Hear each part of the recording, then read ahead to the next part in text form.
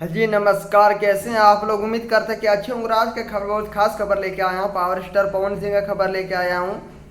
बहुत जल्द चैता सॉन्ग आने वाला है पवन सिंह का। जी हाँ, आप अपने स्क्रीन पर पोस्टर देख सकते हैं। जो सॉन्ग का नाम है कटनी ना होई ये बलम। ये सॉन्ग का नाम है कटनी ना होई ये बलम।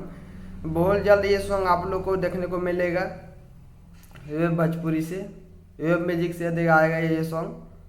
वेब म्यूजिक से आएगा ये सॉन्ग। बहुत जल्द आप लोग को देखने को मिलेगा। और आप लोग अभी तक पोस्टर नहीं देखे तो मेरे स्क्रीन पर पोस्टर देख सकते हैं।